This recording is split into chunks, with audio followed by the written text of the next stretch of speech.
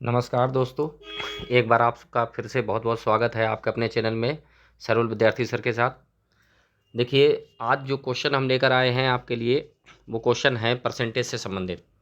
तो परसेंटेज से संबंधित जो क्वेश्चन हैं, इसमें कई क्वेश्चन मैं एक ही मेथड से लगवाने वाला हूं और इसको आप ढंग से समझें, जो कि आपके लिए काफ़ी उपयोगी साबित होंगे आगे आने वाले परीक्षाओं में। तो देखिए, ये जो मैं यहाँ पर दिखा रहा हूँ एक चीज़, कि ये जो 10 का 10% होता है, 10 का 10% जो होता है वो कितना होता है? 1 होता है। जैसा कि आप इसमें देख रहे होंगे कि ये जो 10 का 10% है वो कितना है? 1 है। 10 का 20% कितना है? 2 है। 10 का 30% कितना है? 3 है। 10 का 40% कितना है? 4 है। इसी तरीके से 10 का 50% 5 होगा, 10 का 60% 6 होगा और 10 का 100% जो है वो 10 होता है। अब देखिए, मैं बताने क्या जा रहा हूँ आपको। देखिए, यहाँ पर क्या है कि जैसे ये जब भी कभी कोई ऐसा क्वेश्चन आता है कि गुणनफल के रूप में हो, जैसे मान लीजिए ए है और गुणा बी है और इनका गुणनफल रखा है ए बी, तो हमने इस संख्या को 10 मान लिया है, इसको हमने मान लिया है 10 और इसको भी हमने मान लिया है 10, इसको भी 10 मान लिया है। तो गुणनफल कितना होता है? 100। मान लिया जाए कि अगर हम इस 10 में अगर हम ये कहें कि इस 10 को हमें 20% कम करना है, तो देखिए 10 का 20% कितना होता है? 2 होता है। तो 2 हमें जब इससे कम कर देंगे तो ये कितना बचेगा? 8 बचेगा। मान लीजिए इसे 10 से हमें 30% कम करना है, तो 10 का 30% कितना होता है? 3 होता है। अगर हम 10 में से 3 कम कर देंगे कितना हो जाएगा? 7 बचेगा। मान लिया जाए कि अगर हमें बढ़ाना है, 10 ये 10 है, इस 10 को हमें 30% बढ़ाना है, तो 10 का 30% 3 होता है। तो 3 जब हम जोड़ देंगे इसमें 10 में, तो ये कितना हो जाएगा? 13 हो जाएगा। तो देखिए, इसी पैटर्न को आप समझ लीजिए, इसी पैटर्न पे जो क्वेश्चन है वो मैं लगवाने जा रहा हूँ। अब देखिए, पहला क्वेश्चन आपके सामने आता है। देखिए, किसी संख्या को पहले 30% कम किया गया, फिर उसे 10% बढ़ाया गया, उसमें कितने प्रतिशत की कमी अथवा वृद्धि हुई? तो देखिए, मान लिया जाए कि पहली जो संख्या थी वो 10 थी, दूसरी 10 थी, तो गुणनफल कितना था? 100 था। अब पहले किसी संख्या को पहले जो है 30% कम किया गया, तो इसका मतलब ये 30% जब हम इसमें से कम कर देंगे तो ये कितनी हो जाएगी? 7। दूसरी बात, अब ये देखिए, फिर उसे 10% बढ़ाया गया, यानी इसी को 10% बढ़ाया गया, तो 10 का 10% 1 होता है, तो हम इसको कितना कर देंगे? 11। तो ये अब इसका गुणा देखिए कितना हो गया? 77। अब आप यहाँ से तुलना करके देखेंगे 100 से, 100 से जब तुलना करेंगे तो ये कितना हो गया? 23 यानी कि ये कम हो गया। तो यहाँ पर क्या होगा? 23% की जो है वो क्या हो जाएगी? कमी हो जाएगी। क्वेश्चन आपका सॉल्व हो गया। आपका ऑप्शन ऑप्शन नंबर सी हो जाएगा। अब देखिए अगला क्वेश्चन। देखिए, इसमें कहा जा रहा है कि किसी बेलन की त्रिज्या में 20% वृद्धि होने पर उसके आयतन में कितने प्रतिशत वृद्धि होगी? तो देखिए, यहाँ पर बेलन की त्रिज्या का जो फार्मूला होता है वो मैं आपको जब मेंसुरेशन पढ़ाऊंगा उसमें बताऊंगा। उसका होता है, sorry, pi r square h. तो देखिए, यहाँ पर जो वृद्धि हो रही है वो किस में हो रही है? त्रिज्या में। और त्रिज्या यहाँ पर किस रूप में रखी है? वर्ग के रूप में रखी है। तो वर्ग के रूप में रखी है, मतलब जब आपका आर गुणे आर बराबर 100 होगा, सॉरी, आर गुणे आर बराबर आर स्क्वायर, यही तो होगा। तो मान लीजिए कि अगर आपकी त्रिज्या जो है 10 गुणे 10 बराबर 100 होती है, तो यहाँ पर 20% वृद्धि हो रही है। तो 20%, 10 का 20% होता है 2, तो जब हम जोड़ देंगे तो कितना हो गया? 12। तो यहाँ पर भी 12 होगा। तो यहाँ पर कितना हो गया? 144। जब 144 हो गया, इसका मतलब 100 थी और कितनी हो गई? 44। तो 100 से 44 हो गई, इसका मतलब यहाँ पर जो वृद्धि हो गई वो कितनी हो गई? 44% की। क्वेश्चन आपका सॉल्व, ऑप्शन नंबर बी। अब अगला क्वेश्चन देखिए। देखिए, किसी वृत्त की त्रिज्या में 20% वृद्धि होने पर उसके क्षेत्रफल में कितने प्रतिशत वृद्धि होगी? तो यहाँ पर क्या है कि जो वृत्त की त्रिज्या है, तो वृत्त का क्षेत्रफल का जो फार्मूला होता है पाई आर स्क्वायर। अब पाई आर स्क्वायर, यहाँ पर भी देखिए जो वृद्धि हो रही है वो किस में हो रही है? त्रिज्या में। त्रिज्या इसमें किस में रखी है? वर्ग के रूप में। वर्ग के रूप का मतलब है, सीधी बात है कि आर गुणे आर बराबर आर स्क्वायर होता है। तो मान लिया जाए कि ये जो है, ये आर गुणे आर बराबर आर स्क्वायर, तो आर मान लीजिए 10 है और ये 10 है, तो ये कितनी हो गई? 100 हो गई। अब इसमें 20% की वृद्धि अगर हम करते हैं तो ये हो गई 12 और ये भी हो गई 12। तो 12 बारियम कितना हुआ? 144। अब देखेंगे 100 से 144 हो गई, इसका मतलब यहाँ पर कितना परसेंट बढ़ गया? 44% बढ़ गया। तो 44% की यहाँ पर क्या हो गई? वृद्धि उसके क्षेत्रफल में। ऑप्शन नंबर आपका कौन सा हो जाएगा? टिक बी सही हो जाएगा। देखिए, हालांकि लगाने के लिए इसको ऐसे भी लगा सकते हैं कि मान लीजिए अगर त्रिज्या 10 है, तो यहाँ पर त्रिज्या 10 है, तो 10 है तो ये कितनी हो गई 100। अगर इसी को 12 कर दिया जाए तो 144 हो जाएगी। लेकिन मैं चूंकि एक कॉन्सेप्ट लेकर चल रहा हूँ, उसी कॉन्सेप्ट में मैं आगे क्वेश्चन बताने वाला हूँ, इसलिए मैं इतना बता रहा हूँ। नहीं तो आप वर्क करेंगे तो भी यहाँ पर 44% जो है वो बढ़ जाएगी। अच्छा देखिए अगला क्वेश्चन देखते हैं। किसी वर्ग की प्रत्येक भुजा में 20% वृद्धि होने पर उसके क्षेत्रफल में कितने प्रतिशत वृद्धि होगी। तो देखिए वर्ग का जो क्षेत्रफल होता है, वर्ग का जो क्षेत्रफल होता है वो होता है भुजा वर्ग, यानी कि भुजा वर्ग।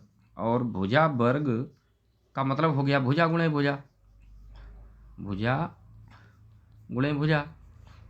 तो अब वही बात है, मान लीजिए कि अगर भुजा 10 है और ये भी 10 है तो ये कितना हो गया, क्षेत्रफल कितना हो गया 100। अब इसमें क्या है 20% वृद्धि हो रही है, तो वृद्धि अगर हो रही है तो फिर ये हो गया 12 गुणे 12, तो इसका मतलब ये कितना हो गया 144। तो इसका मतलब यहाँ पर कितनी वृद्धि होगी 44% की। तो ये क्वेश्चन नंबर आपका बी ऑप्शन हो जाएगा। हालांकि वैसे भी अगर आप चाहें तो इसमें जो है मान लीजिए त्रिज्या 10 है तो क्षेत्रफल कितना हो गया 100 हो गया, और अगर 12 हो गई, 10 से 12 हो गई तो 12 बारी हम 144 हो गया, तो 44% फिर भी आपका बढ़ता है। क्वेश्चन आपका 10 सेकंड के अंदर क्लिक हो जाएगा। चलिए अगला क्वेश्चन देखते हैं। देखिए किसी वस्तु के मूल्य में 30% कमी तथा खपत में 30% वृद्धि होने पर उसके क्षेत्रफल में कितने प्रतिशत कमी अथवा वृद्धि होगी। तो देखिए जो मूल्य होता है, मूल्य में अगर खपत का गुणा कर दिया जाए तो ये खर्च बन जाता है। मान लिया जाए कि अगर जैसे आप मान लीजिए कोई वस्तु है, चीनी ले लीजिए, आप उसका 40 रुपये मूल्य है और आप उसकी खपत जो है, जो खपत है वो आप मान लीजिए 10 किलो करते हैं, तो 40 दाम 400, तो आपका टोटल खर्च कितना हो जाता है 400। तो देखिए वो ही सेम पैटर्न है, गुणा वाला ही है और गुणनफल पे आना। तो मान लिया जाए किसी चीज़ का मूल्य जो है वो 10 रुपये है और उसकी खपत आप 10 किलो करते हैं, तो खर्च कितना है 100 रुपया। अब उसमें मान लीजिए जाए कि मूल्य में 30% कमी कर दी जाए, तो मूल्य मान लीजिए ये है, तो इसमें 30% कमी कर दी, कितना हो गया 7। अब इसकी खपत में जो है 30% वृद्धि कर दी जाए, तो 30% जब वृद्धि कर दी गई तो ये कितना हो गया 13। तो 13 सत्ते कितना हुआ 91। अब आप यहाँ पर देख रहे होंगे कि 100 से 91 हो गया, इसका मतलब यहाँ पर क्या हो गया 9% की क्या हो गई कमी हो गई। तो इसका मतलब यहाँ पर ऑप्शन नंबर आपका कौन सा सही हो जाएगा सी। चलिए अगला क्वेश्चन देखते हैं। एक आयत की लंबाई में 20% वृद्धि करने पर तथा चौड़ाई में 30% कमी करने पर उसके क्षेत्रफल में कितने प्रतिशत कमी अथवा वृद्धि होगी।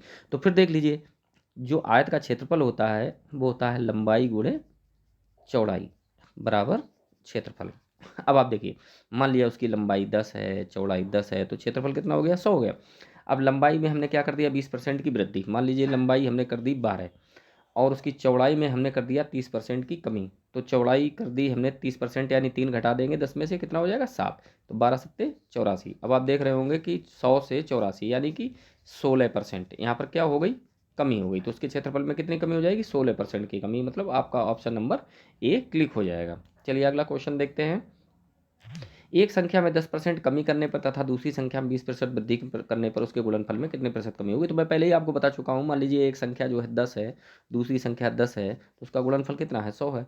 अब मान लीजिए एक संख्या में हमने 10% कमी कर दी, तो इसको हमने 9 कर लिया, 10% यानी 1 घटा दिया, और इसमें 20% वृद्धि कर दी यानी किसको कर दिया 12, तो 12 नेमा 108। देखिए 100 था 108 हो गया, इसका मतलब यहाँ पर कितनी वृद्धि हो गई 8% की वृद्धि हो गई। तो ऑप्शन नंबर आपका बी क्लिक हो जाएगा। चलिए नेक्स्ट क्वेश्चन देखते हैं। अच्छा अब देखिए होता क्या है, यहाँ पर बहुत ध्यान देने वाली बात है कि जैसे एक संख्या होती है 10, दूसरी संख्या होती है 10 बराबर होता है 100।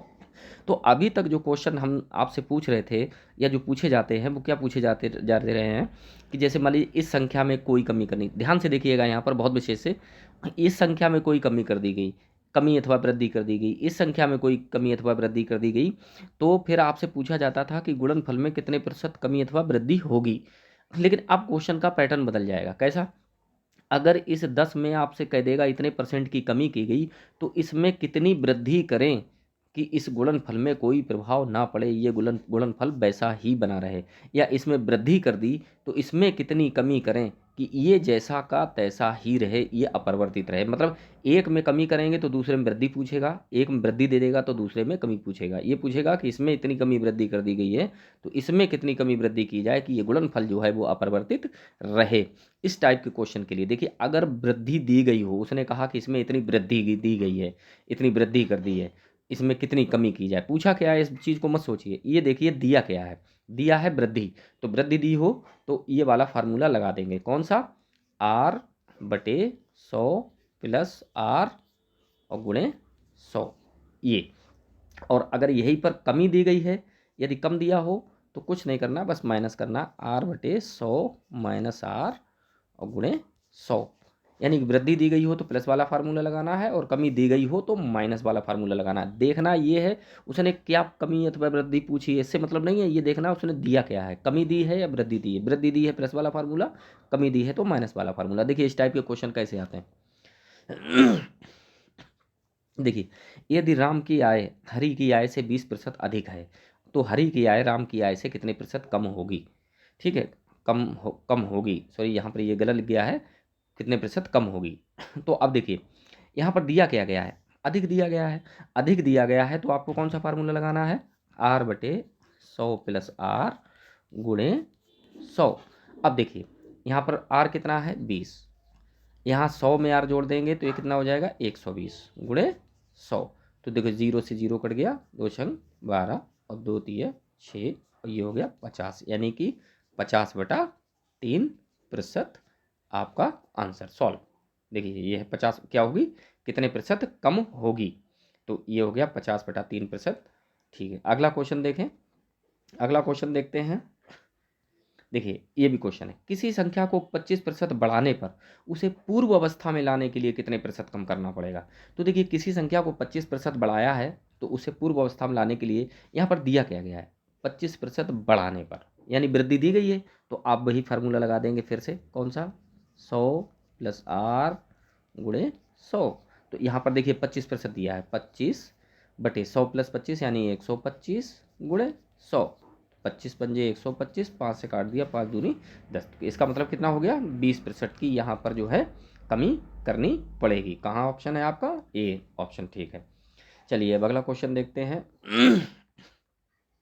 किसी वर्ग की प्रत्येक भुजा में 20% वृद्धि होने पर उसके क्षेत्रफल में कितने प्रतिशत वृद्धि होगी। सॉरी ये वाला क्वेश्चन पहले ही वाला आ गया है, ठीक है, क्योंकि इसमें वृद्धि करने पर तो वही है कि मान लीजिए इसका जो था 10, अगर क्षेत्रफल 10 भुजा थी तो क्षेत्रफल 100 था और ये 12 हो गई वृद्धि करने पर तो ये हो गया 144, यानी कि वही 44% वृद्धि। ये पिछला वाला क्वेश्चन इसमें आपका सेट हो गया है। अगला क्वेश्चन देखते हैं। देखिए किसी एक संख्या में 20% वृद्धि करने पर दूसरी संख्या में कितने प्रतिशत कमी की जाएगी, गुणनफल अपरिवर्तित रहे। तो यहाँ पर क्या दिया गया, फिर वृद्धि की दी गई है तो वृद्धि दी गई, इसका मतलब क्या हुआ कि वही आपको कौन सा फार्मूला लगाना, R बटे 100 प्लस R और गुणा 100। तो इसका मतलब 20/120 यानी 100 प्लस 20 120 गुणे 100। तो 0 से 0 काटेंगे, 2 छंग 12, फिर देखिए वही आंसर आ गया आपका 50/3% की कमी, यानी 50/3% की कमी। क्वेश्चन आपका ये सॉल्व। अगला क्वेश्चन देखते हैं। देखिए यदि राम की आय हरि की आय से 20% अधिक है तो हरि की आय राम की आय से कितने प्रतिशत कम होगी। तो फिर देखिए यहाँ पर क्या लगा है 20%, तो 20% है, इसका मतलब R बटे 100 प्लस R गुणे 100। अगर यहाँ पर कमी दी गई होती तो यहाँ पर माइनस कर देते, तो बस वही हो गया 20। फिर आप वही सेम क्वेश्चन है, चीज़ें वही हैं, आंसर सबका एक आ रहा है लेकिन थ्योरी आप देख रहे होंगे क्वेश्चन जो है वो अलग अलग टाइप के हैं। गुणे 100, तो वही 20/120 गुणे 100, तो 20 छक्का 120 और 3 और 50, तो इसका मतलब ये कितना हो रहा है आपका 50/3%। अगला क्वेश्चन देखते हैं। देखिए एक आयत की लंबाई में 20% वृद्धि करने पर उसकी चौड़ाई में 30% कमी करने पर, सॉरी ये पहले वाला क्वेश्चन आ गया है। अगला क्वेश्चन देखते हैं। देखिए चीनी के मूल्य में 20% कमी होने पर कोई गृहिणी खपत में कितने प्रतिशत वृद्धि करे कि मासिक खर्च पर कोई प्रभाव न पड़े, मतलब उसके गुणनफल पर कोई प्रभाव न पड़े। तो देखिए यहाँ पर क्या दिया गया, कमी, तो मैंने कमी के लिए आपको कौन सा फार्मूला बताया था, R बटे 100 माइनस R गुणे 100। तो यानी कि ये कितना हो गया 20 और बटे 100 में से 20 गए, कितने बचे 80 गुणे 100, 20 चौक 80 और 4 से 100 काट देंगे 25, यानी कि 25% जो है उसको अपने खपत में वृद्धि करनी पड़ेगी जिससे खर्च पर कोई प्रभाव नहीं पड़ेगा, 25% वृद्धि। तो देखिए ये जो क्वेश्चन थे आपके केवल 10 गुणे 10 बराबर 100 से पिछले क्वेश्चन, और 2 क्वेश्चन जो हैं अगले आपके R बटे 100 माइनस R गुणे 100 या r/100 प्लस r गुणे 100 से लगने वाले हैं। एक ही पैटर्न पर ये आपके 15-16 क्वेश्चन आते हैं। मतलब आप इतना समझना है कि कभी भी ऐसी कंडीशन बचे पड़े कि दो संख्याएं हैं a गुणे b बराबर ab, तो अगर वो इसमें इनके गुणनफल में परिवर्तन पूछता है तो आप 10 गुणे 10 बराबर 100 रख लीजिए, इनमें परिवर्तन कर दीजिए, इधर अपने आप निकल आएगा यहाँ पर। और अगर मान लीजिए वो कहता है कि इसमें एक में बड़ी या कमी दे करके और दूसरे की कमी वृद्धि पूछता है, तो आप ये माइनस और प्लस वाला फार्मूला जो है प्रयोग कर सकते हैं। तो ये आपके लिए जो था परसेंटेज के कुछ क्वेश्चन थे। इसके अगले क्वेश्चन मैं और आपके लिए लेकर आऊँगा। उम्मीद करता हूँ कि आपने सभी क्वेश्चन समझे होंगे और इसका फ़ायदा उठाएंगे आप।